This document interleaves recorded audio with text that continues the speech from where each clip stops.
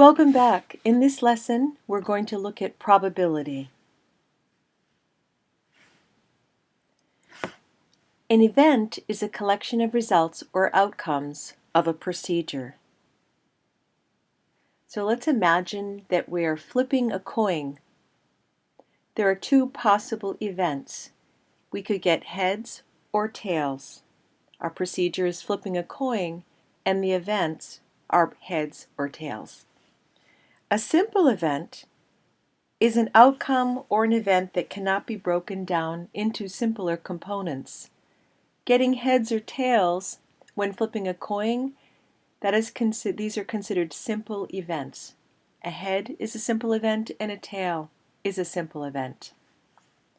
The sample space for a procedure consists of all possible simple events. So the sample space for the procedure of flipping a coin is getting heads or tails, and the sample space size is 2 because there are 2 simple events that can occur. So let's take a look at different procedures and what their sample space is, and then consider the sample space size, which is the number of events that can occur in a sample space. So we'll start with one birth.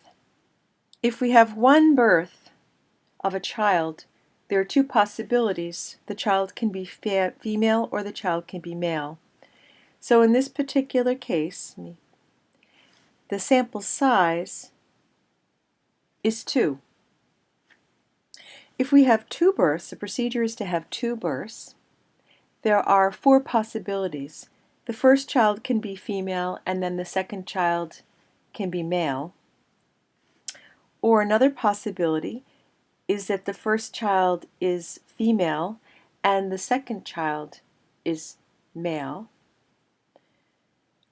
The third possibility is the first child is male and the second child is female. And the fourth possibility is that both children, first and second, are male. Now it may seem as though having a female and a male is one event, but we're talking about order. And so these 2 middle events, the first one you have a female first, then a male, and then in the second one you have a male first and then a female. So these are 2 separate events. Now these 2 events, female-male and male-female, are not simple events. As we go back to the previous slide, when we talked about simple events, a simple event is an outcome or an event that cannot be broken down into simpler events. So in this particular case, these 2 middle events are not simple. To have a male and a female is not a simple event because it's broken down into first a female, then a male, or first a male and then a female. So in this case, the sample size, I'm writing with a little bit of a thicker font here, is 4. I probably should have made this 2. So our first case, 1 birth, sample size 2. And second case, 2 births, our sample size is 4. So now let's look at the next case, and that is a case of 3 births. So I'm going to zoom in on this a little bit to take a look at 3 births. Okay, our first birth could be a female child. Oh, my font is a little too thick now. Here we go.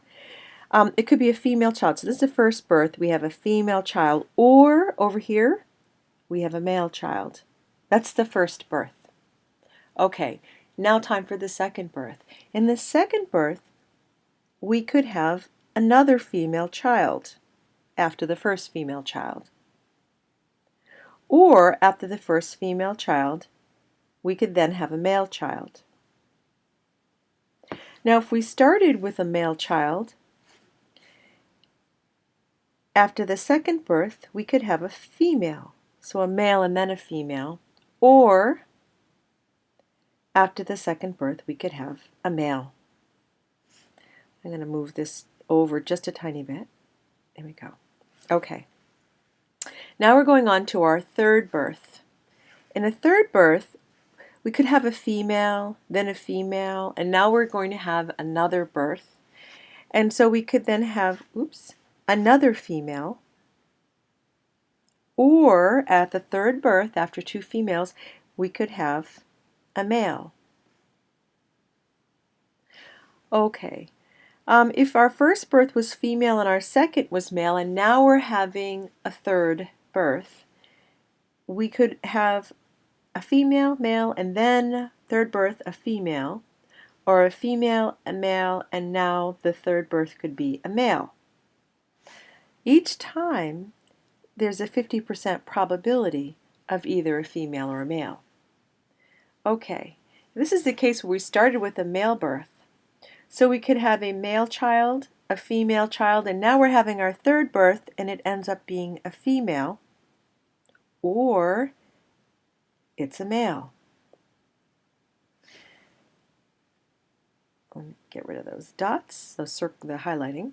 Okay, now we could start with have a male for the first birth, a male for the second birth, and in the third birth it could be female, or we could get a third male. So now we're going to look at our event space in the case that we have 3 births, and each birth has a 50% chance of being male or female. So let's see, we could have a female, female, and female, that's one way. A female, female, and then a male, that's 2 ways. A female, male, and a female, 3 ways. A female, a male, and then a female, 4 ways. Now I can keep counting these ways, but we can see that when we end up at the bottom of this sort of chain that we've made, we can count them as the first way, number 1, is female, female, female.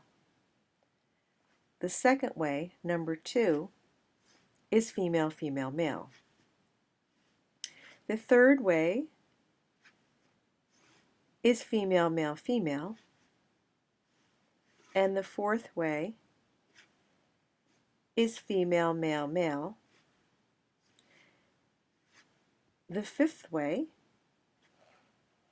is male, female, female. The sixth way is male, female, male. The seventh way is male, male, female. And our last way, our 8th way, is male, male, male. So our event size for 3 births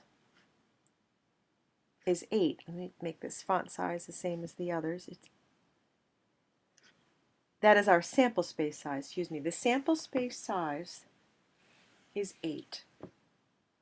And so you can see as you increase the number of births, you increase your sample size.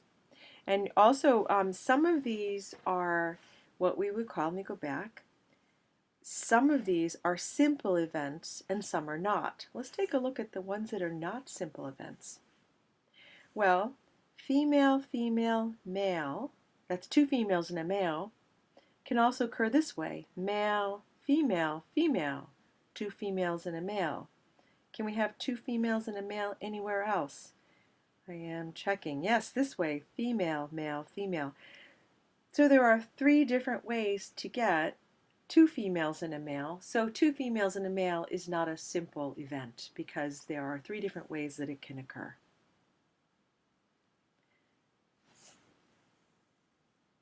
Now we're going to look at probability. And when we talk about probability, we use P to denote probability. We use capital letters like A, B, and C to denote specific events. In other words, a female, female, female could be considered event A. The probability of event A is written this way. This is how we say probability of event A is written this way. Now when we talk about probabilities, probabilities fall between 0 and 1. When we talk about 1, well, this means 100% probability is a 1. And that means it's actually going to happen. At 0, it's a 0% probability, which means it's absolutely not going to happen. At 1/2 is our 50% probability. So it's 50% likely to happen. Now, as we move up here closer to 1, we consider things to be likely. It is likely that it will occur as we get closer to 1. And down here, as we get closer to 0, we consider things to be unlikely. So when we talk about probability, we can specify probability with percentage, or we can specify probability with a fraction, where 1 is 100%, 0 is 0%, and 1/2 is 50%. And we could go on further and say, well, here we are at 3/4. And when we talk about 3/4, we're at 75%. And if we're at 1/4, then 1/4, of course, is 25%. So two ways to specify this. We can specify this as percentage or as a fraction. We can also specify it as a decimal. At 0, it would be 0.0. 1/4 would be 0.25. That's the probability is 0.25. At 1/2, it's 0.5. At 3/4, it's 0.75. And at 1, we could say 0.10. What I'd like to look at now is relative frequency. Let me make that a little thicker. Relative frequency approximation, and it's a way of finding the probability. And I thought a good way to explain relative frequency approximation is by flipping a coin.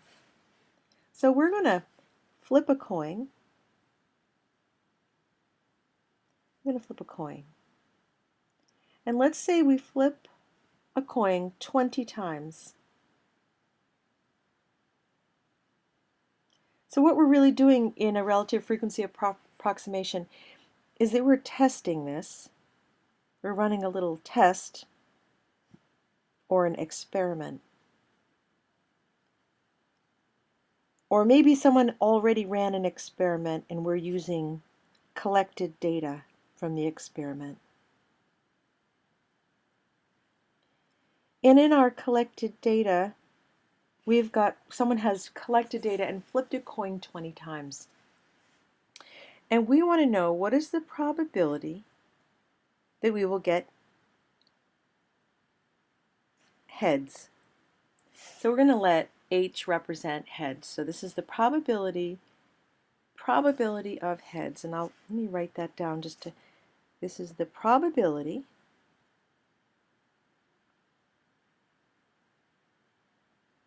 that we will flip it and get heads. And that's what this means down here. Well, in a relative frequency approximation, the probability we get heads is going to be, well, the number of events where we got heads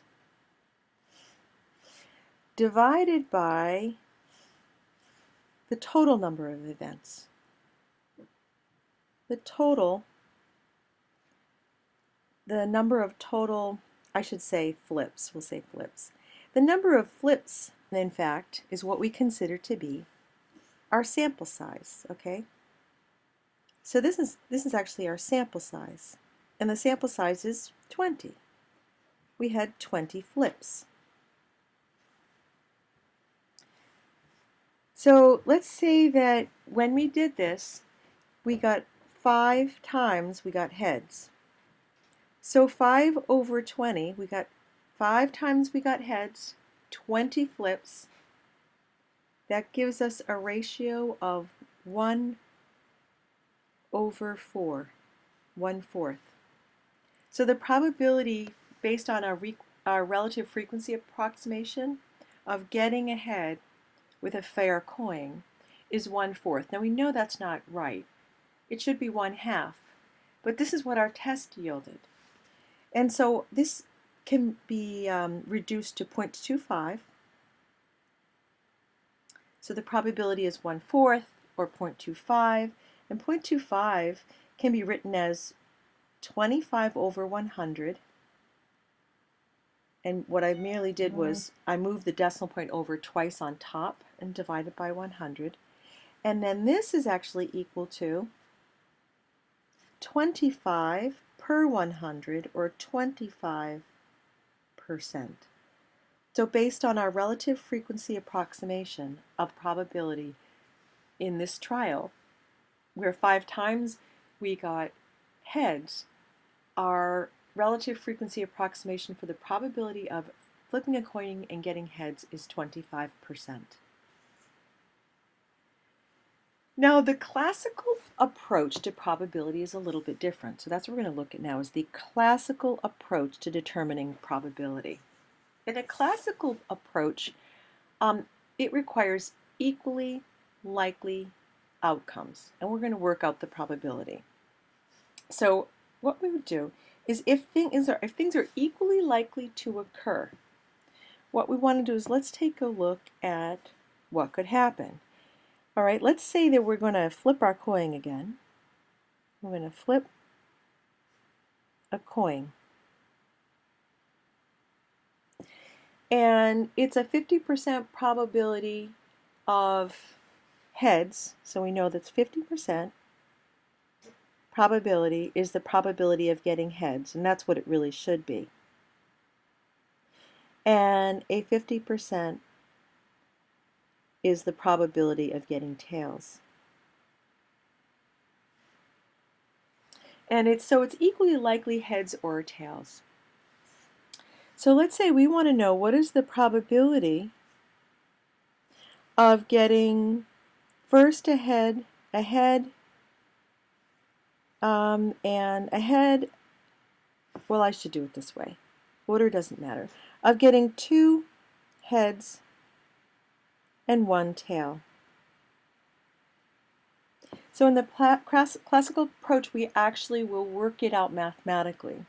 So if we start, and there's 2 things that can happen at the start. Let me change the color up a little bit. I'm going to go with blue. So I'm going to start with either we're going to get heads or tails. And that's our first flip. And let's say we're going to flip it. We're going to do 3 flips. So this is our first flip, a head and a tail. In our second flip, well, we could get another head or tail in our second flip. This should look familiar to you. Or, starting with tails on our first flip and our second flip, we could get a head or a tail. Now for our third flip, if we got a head and then a head, we could get a third head. Or on our third flip, we'll get a tail. If we started with a head and then a tail, our third flip can, of course, again be heads or tails. I'm going to copy that. Get rid of the highlighting, and let's go ahead and put heads or tails. And our coming down, again, we can get heads or tails if we're coming in from our a tail and then a head. And I think what I'll do is let me move this out just a tiny bit so it fits a little bit better. Let me move this out just a little bit. There we go. And then I'm going to go ahead and grab this last one, will be heads or tails, and it's sort of like a treeing out here. Okay, so here are our possibilities. We could get a head, and a head, right? That's one possibility. Or, let's put a 1, that's one possibility. Or we could get a head, and a tail. That's our second possibility.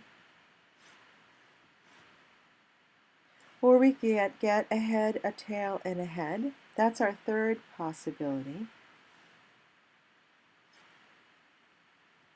Or a head, a tail, and a tail. That's our fourth possibility. And we can see that these tails ends all give us a different possibility. So there are 8 possibilities. And we want to know, what is the probability of getting 2 heads and a tail? A head, and a tail. That can occur right there in that thread. Or a head, a tail, and a head. That's 2 heads and a tail. I wonder if it might be easier to follow if instead I draw the path. Let's draw the path. I could get a head, and a tail. There's one path. And I'm going to change the color up. I could get a head, a tail, and a head. Again, that's 2 heads and a tail. Go back to yellow. I could get the one tail, and I need 2 more heads. A head and a head. There it happens again. Or I could get the one tail, and I need 2 heads. No more. I'm not getting any more. It happens 3 times. Okay. So it happens here, here, and here. So it happens 3 times. And so the probability of getting 2 heads and 1 tail out of 3 flips, it's equal to our event space size. That is, how many events could occur out of our entire sample size. So it's our event space size divided by our sample space size. And sample space is all possible events. So sample space size. And it's like I have an S in there. I'm going to get that. Okay. So think about that. The event space size is the number of events that can occur in our entire sample space. Now, our entire sample space, we counted them up, and there were 8 possibilities in our sample space. The number of times a significant event occurred, an event such that it's what we're looking for. It happened 1, 2, 3 times. So our event space size is 3. And so the probability that we will get 2 heads and 1 tail in our classical approach is 3 divided by 8, or 3/8, which can be written as 0.375, which can also be written as 37.5%. I'm not fitting that very well, so I'm going to move that. Let me move that up. So that can be written as 37.5%. So when I make it percent, I move my decimal place over to the right 2 points. So this is the classical approach. We're actually mathematically calculating, as opposed to the relative frequency approximation approach where we're testing it with an experiment. We have the classical approach where we're actually calculating it out based on what we know about probability, knowing that the probability that something will occur is equal to the event space size, that is the event that we're looking for, divided by the total sample space size, and that's the number of trials. Now we also have subjective probability. Subjective probability occurs when, well, let me give you an example. And this is one that actually is from your book. If we want to know what is the probability, what is the probability that the next president, okay, and our next president, next U.S. president will be from Alaska.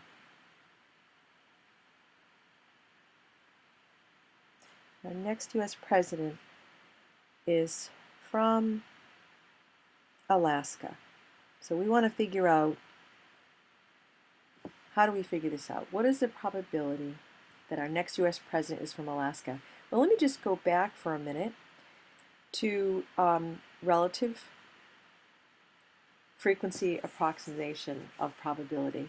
Well, in this case, we have never had a president from Alaska, all right? There's never been a United States president from Alaska. So if we use the relative frequency approximation approach to finding the probability, we would get 0. Where we'd look at the past presidents, there have been none, and if we base it on that, we'd say, well, it's never going to happen. The probability is 0. The next approach is the classical approach. Well, the classical approach, to use it, it requires that all outcomes are equally likely to occur. Well, in this case, all outcomes are not equally likely to occur. I mean, it's not likely, it's not the same likelihood that someone would be selected from a president from Alaska as from Massachusetts, for example. It's not the same likelihood. So in this case, we can't use the classical approach. So we're going to have to use the subjective probability approach, which means we base it on the knowledge that we have. And this is not quite as accurate, but we base it on our knowledge from past experience and data that we have. Well, I believe it's 0.2% of the population of the U.S. is from Alaska.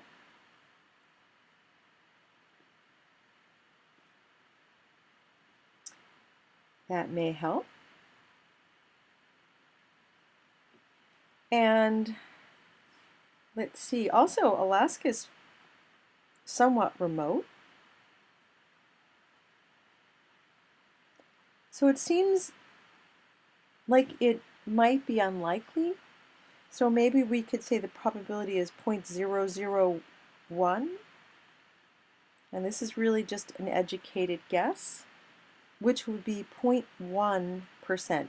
When you're going from decimal to percentage, notice that when I declare this is my probability and I'm going from a decimal to a percentage, notice that what I did was I moved my decimal point over 2 times to here before I put the percent after it, and that's how I go from decimal to percent.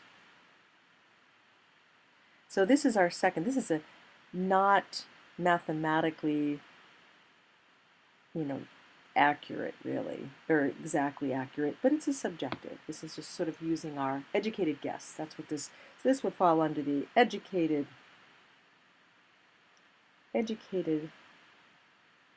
guess.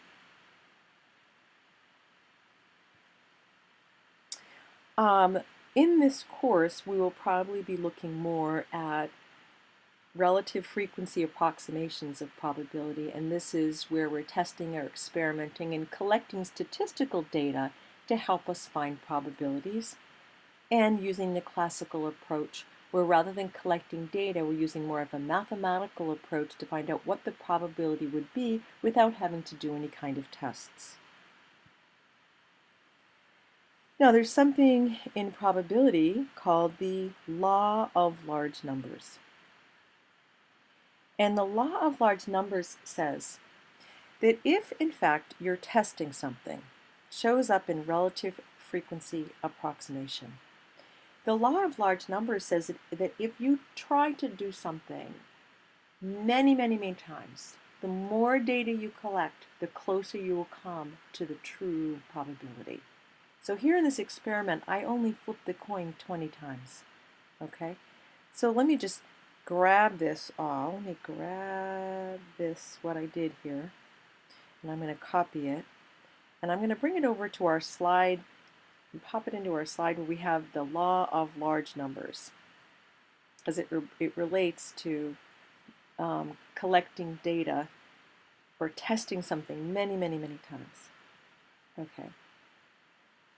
So in the law of large numbers, I'm trying to fit this on the page here. In the law of large numbers, okay, we're going to, let me get rid of this sort of writing up here. In the law of large numbers, the relative frequency start to approach the actual true probability. And that is to say, if we go back to where we looked at the relative frequency approximation, and in this slide we flipped something 20 times and came up with a 0.25. Well, if we had flipped it many, many, many, many times, we would come up with 1/2 instead. We would actually approach what we would find in a classical approach to probability. This is where the law of large numbers comes in. If, in fact, instead of flipping the coin 20 times, we flip that coin 2,000 times, because the number became so large, it is highly likely, let's get rid of this, that we are going to approach the true probability of getting heads. So if we flip this so that by flipping it 2,000 times, that means that our sample space size is 2,000. 2,000 events could occur, and the number of events that are heads should approach 1,000. So that the probability of getting heads is 1/2, which is equal to 0.5, which is equal to move the decimal point over twice, and we get 50%. And that's how the law of large numbers works. The more frequently you test something in your relative frequency approximation, your probability that you get from relative frequency approaches the true probability of something occurring. Okay, so we're going to look at an example here. Find the probability that a randomly selected car in the U.S. will be in a crash this year, given that there were approximately 6,511,100 cars that crashed among a total of 135,670,000, and it looks like I lost a zero there. Let me just throw that in. Registered cars in the U.S. So this is a relative frequency problem. We're not testing anything. We're basing it on data that already exists, either data that we come up with or data that already exists. So we want to know, let's say A is the event that represents a crash, a car crashes. What is the probability that a randomly selected car will crash? Well, what we need to do here is it's a ratio, and the ratio is based on a relative frequency. It is the number of events that have occurred with crashes over the sample size. So it's the event size over the sample size. And so the event size is 6,511,100 over 135,670,000. So I'm going to put this into my calculator. I have my calculator right here, and let's see, 6,511,100 divided by 135,670,000, and I get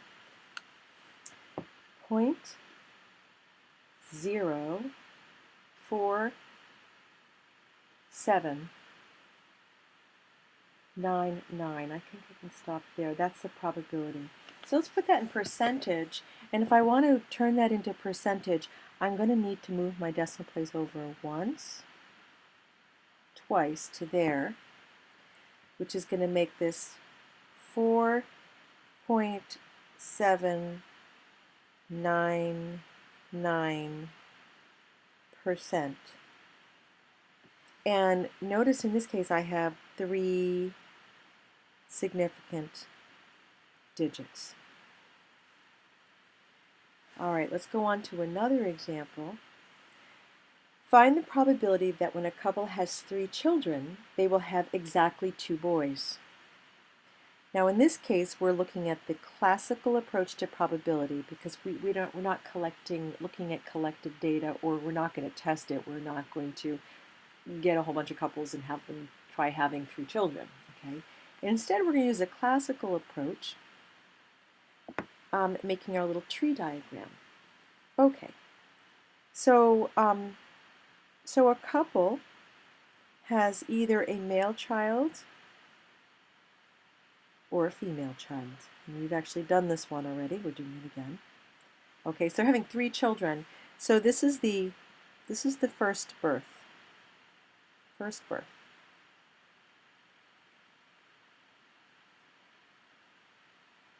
Now after the first birth, we have a second birth, where the couple can have another male child or a female child. Or if they started with a female child, they could have a male child or another female child. So this is our second birth. All right, now we're doing the third birth. Sometimes it's a little harder to squeeze this one in. Okay, well, third birth could be male or female. And again, I'm going to grab this male or female and I'm going to copy it and paste it underneath our other trial for a second. Could be male or female, or here could be male or female. Move this over a little bit. Or again, male or female. So there's a little tree diagram. So the sample space size is how many outcomes? 1, 2, 3, 4, 5, 6, 7, 8 outcomes. And we're looking for the probability that when a couple has 3 children, they will have exactly 2 boys. So let's see. Let's find out where we would have exactly 2 boys. Okay, we could have a male, and a male. That's not exactly 2 boys, so that's not going to work. We could have a male, and a female. There we have, in this case, we have exactly 2 boys. We have first 2 boys and then a female. Next case, we could have a male, a female, and then a male. So that's another case we have exactly 2 boys. The first and the third child were boys. The next case is we could have a female, a male, and a male. Again, exactly 2 boys. We could have a female, a male, and a female. Oh, that's 2 females. That's not going to work. We could have a female, and a male. That's not going to work because we only have 1 male. And our last case is a female, female, female. Again, all females, no males. So we have 3 situations, here, here, and here, these 3 cases, where we have exactly 2 males out of 3 births. So the probability of having, and we can say 3, we'll say 3 males instead of A. I'm just putting it right in. It's going to be, again, it's going to be our event size. How often does our event occur? So event size over our sample space size.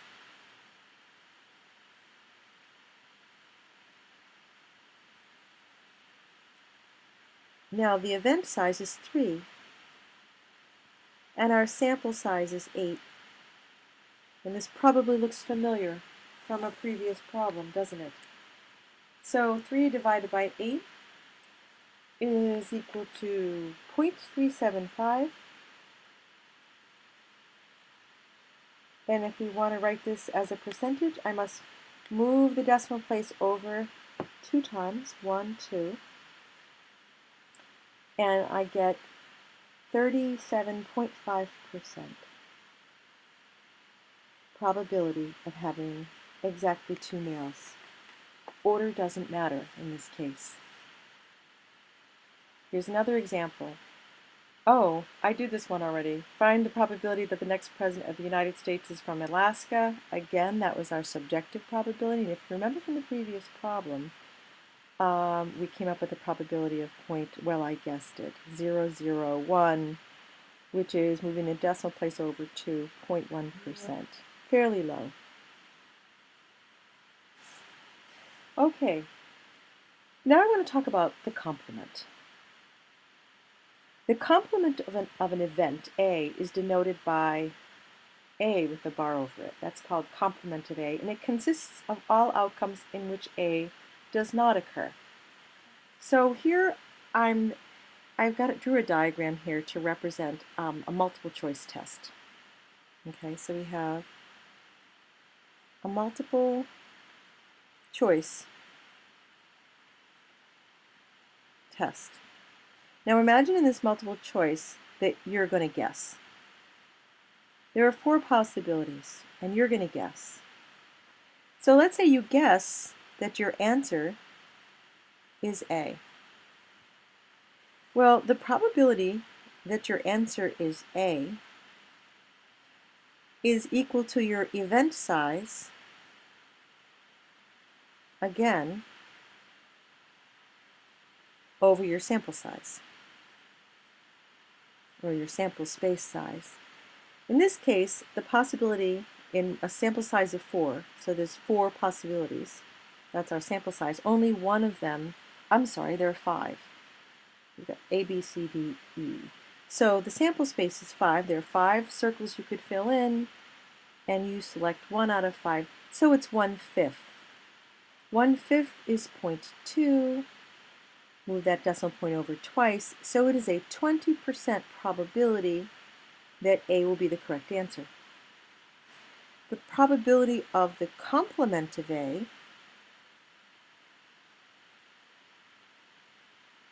would be the size of not having an event. So this would be the size of not having an event. I'm going to extend this line, it's a little short, make it a little bit longer. The probability of not having an event over the sample size. Again, the sample size is still 5. But the probability of not having an event is 4. So there's 4 that could be wrong. And 4/5 is 0.8.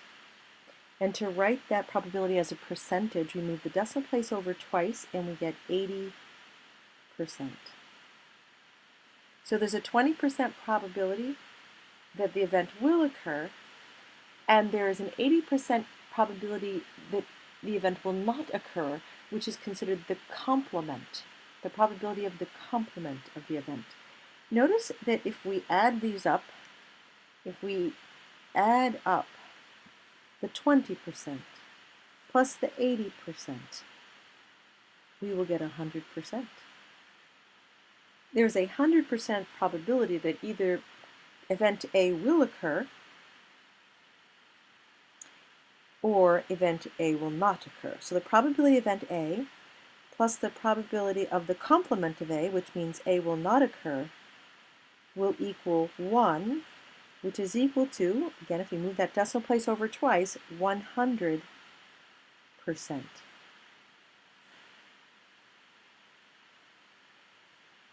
So when we round off probabilities, this next section is understanding rounding off, and you've seen me do it in the previous slides. When we round off, we want to round off to 3 significant digits. For example, if your probability is 5, 6, 2, 3, 8, 4, okay? We want to round this off so that it's approximately equal to, we want 3 significant digits. So we've got 1, 2, 3 significant digits here. So that would make the probability 0.56. The last digit is 2. Well, because that 3 is less than 5, we don't round up. It stays at 2. That's the probability. And now to put it in percentage,